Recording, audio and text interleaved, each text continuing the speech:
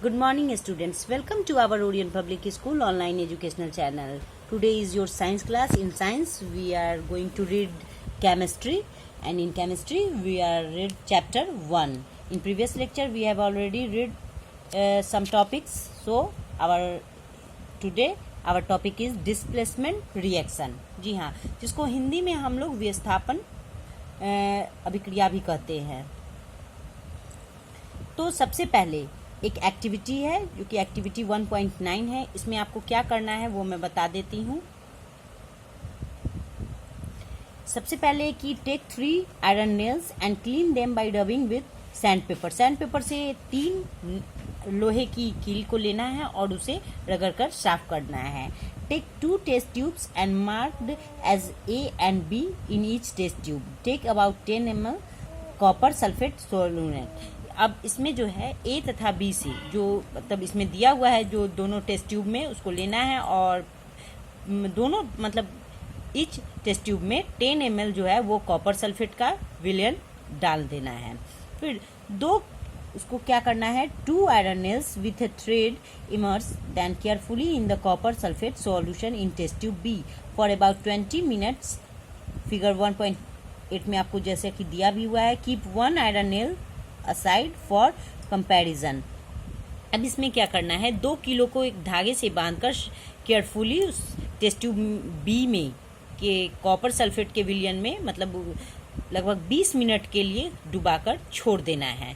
और फिर इसको कंपेयर कीजिए. कंपैरिजन करना है कि मतलब कंपैरिजन करने के लिए एक अलग से एक लोहे का नेल रखना होगा. After 20 minutes take out the iron nails from the copper sulphate solution.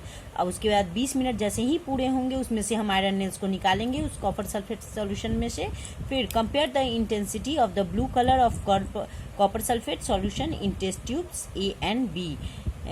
अब इसमें क्या हो जाता है कि अब हम इसमें करेंगे कंपेयर किस चीज़ का, तो कंपेयर करते हैं हम इसमें कि जो A तथा B में कॉपर सल्फेट के जो विलयन है उसके नीले रंग की तीव्रता की तुलना करना होगा हमें.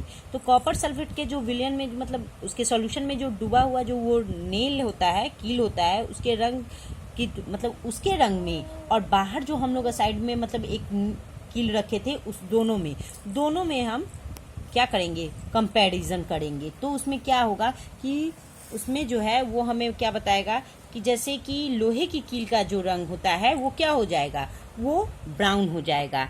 मतलब क्यों, कॉपर सल्फेट के विलयन का नीला रंग और उसमें जो कॉपर सल्फेट होगा उसका रंग जो होता है वो हल्का पड़ जाता है. तो why does the iron nail becomes brownish in colour and the blue colour of colour sulphate solution fades. The following chemical reaction takes place in the activity. अब देखिए कि लोहे की कील का रंग भूरा क्यों हो गया तथा कॉपर सल्फेट के विलयन का रंग मलिन क्यों पड़ गया. तो इस क्रियाकलाप में हम मतलब क्या रिएक्शन हुआ, क्या अभिक्रिया होती है वो यहाँ पे बताया गया है. तो सबसे पहले Fe जो कि सॉलिड है प्लस CuSO4, ठीक है. तो इसमें जो ये जो CuSO4 यानी कि कॉपर सल्फेट हुआ, इसको अगर हम रिएक्ट करते हैं किसके साथ, तो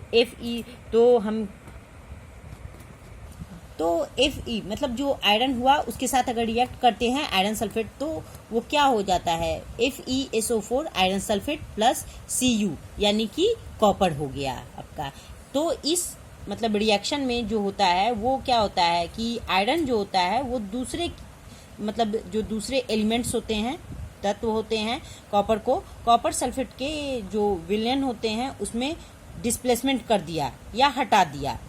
और इस एक्टिविटी को हम क्या कहते हैं, डिस्प्लेसमेंट रिएक्शन कहते हैं.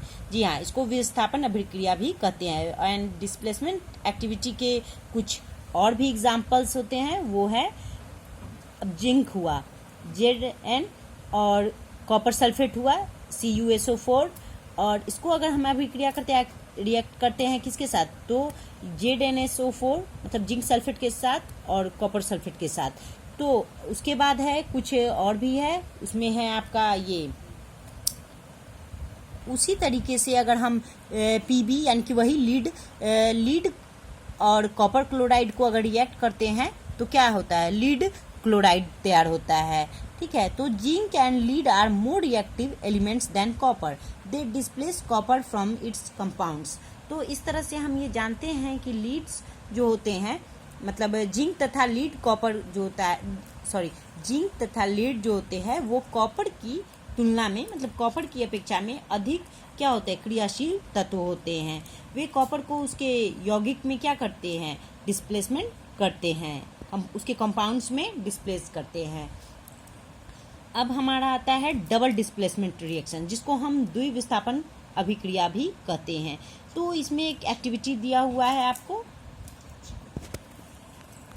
वो है क्या कि सबसे पहले तो है द्विविस्थापन अभिक्रिया में एक एक्टिविटी है 1.10, जिसमें आपको क्या करना है, take about 3 ml of sodium sulphate solution in a test tube. Test tube में आपको 3 ml सोडियम सल्फेट लेना है।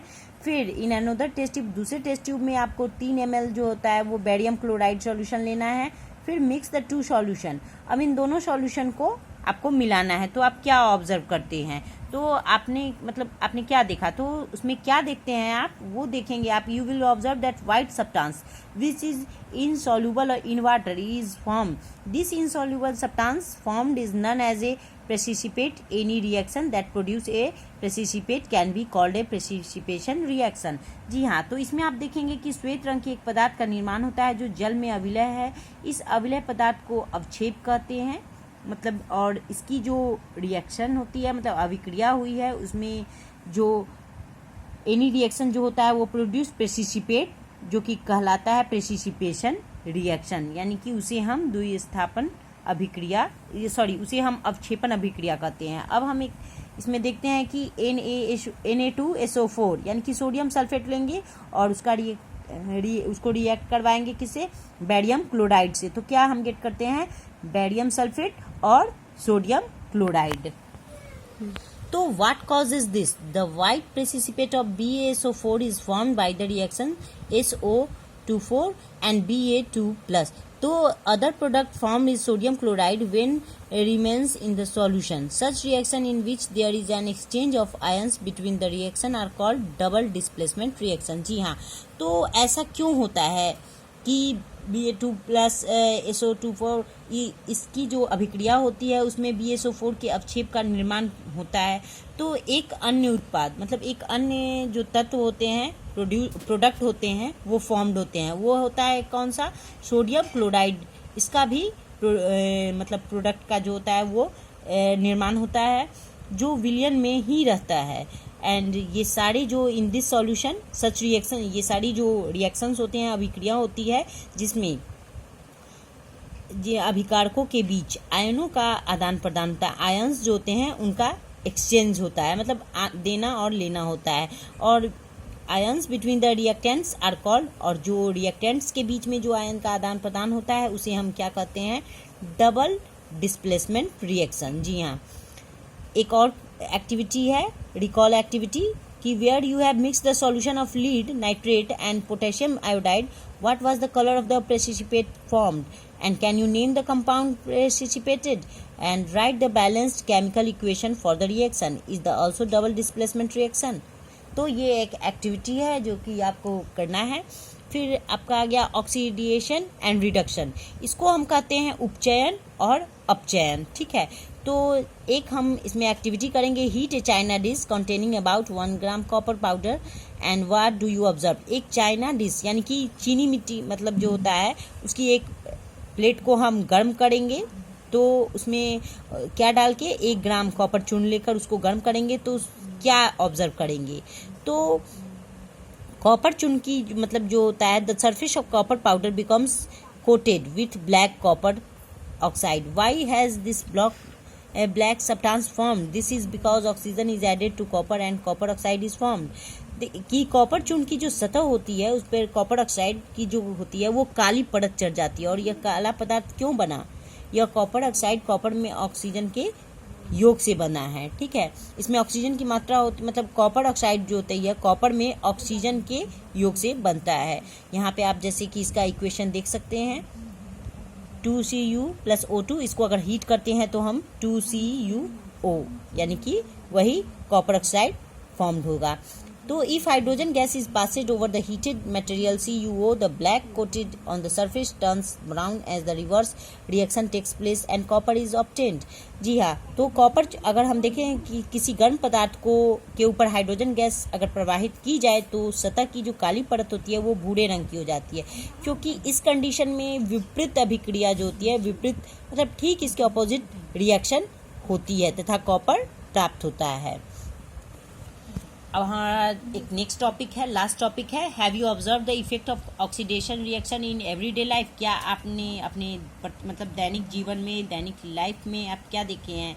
क्या आपने दैनिक जीवन में उपचयन अभिक्रियाओं के प्रभावों को देखा है, मतलब जो हमारे आसपास में होता है उसके बारे में देखा है? तो कोरोशन यानी कि संरक्षण जिसको कहते हैं, सॉरी संक्षारण जिसको कहते हैं, तो you have must have observe, मैं इसको शॉर्ट में समझा रही हूँ कि आप लोगों ने अवश्य देखा होगा कि लोहे की बनी नई वस्तुएं जो होती है वो ज़्यादा चमकीली होती है, लेकिन कुछ समय के पश्चात उन पर एक रस्ट मतलब उस पर जंग टाइप से लग जाता है, मतलब लाल या भूरे रंग की परत चढ़ जाती है। इस प्रक्रिया को लोहे पर जंग लगना कहते हैं। जंग लगना यानी कि वही रस्टिंग कहते हैं। फिर कुछ अन्य धातुओं को भी ऐसा ही परिवर्तित होता है, कुछ अन्य धातुओं के साथ भी ऐसा ही होता है। क्या आपने चांदी मतलब आप लोगों ने चांदी तथा तांबे पर चढ़ने वाली परत के भी रंग पर ध्यान दिया होगा शायद, या नहीं भी दिया होगा। तो अब आप देख सकते हैं कि चांदी और तांबे पर भी कुछ परत चढ़ जाती है जब कोई धातु, तो इसके लिए क्या होता है कि जब कोई धातु अपने आसपास, जब कोई भी धातु एवरी इनॉर्मस अमाउंट, ये कोई भी धातु जो होती है वो अपने आसपास में अम्ल आद्रता आदि के संपर्क में अगर आती है तो ये क्या हो जाती है, कोरोशन होती है। और सबसे पहले तो इस प्रक्रिया को हम कोरोशन कहते हैं, संक्षारण कहते हैं। चांदी के ऊपर जो होती है वो काली परत होती है और तांबे के ऊपर कैसा, हरा कलर का होता है, जिसको हम अगर साफ करना होगा, अगर फिर से तांबे को चमकाना होगा तो हम लोग उसको एसिड यानी कि लेमन से हम उसको सही कर सकते हैं, फिर से उसको उसके वापस के कलर में डाल सकते हैं। अब है कोरोशन के कारण जो होते हैं वो होते हैं किस चीज़ के लिए? Corrosion causes damage to car bodies, bridges, iron railing, ships and all objects made of metal. जितने भी मेटल से बने होते हैं इसकी वजह से, मतलब जैसे संक्षारण के कारण कार के ढांचे, पुल, लोहे की रेलिंग, जहाज तथा धातु, विशेषकर लोहे से बनी वस्तुओं की बहुत क्या होती है, डैमेज, मतलब वो क्षति होती है, हानि होती है। लोहे का संक्षारण जो होता है वो एक आजकल देखा जाए तो एक बहुत बड़ी सीरियस प्रॉब्लम्स है, गंभीर समस्या है, ठीक है। और जिसमें क्या होता है, इसको बदलने में हर वर्ष जो होता है प्रत्येक आदमी को क्या होता है कि खर्च लग जाता है, ठीक है। तो इससे क्या होता है कि मतलब कुछ ज़्यादा ही पैसे खर्च हो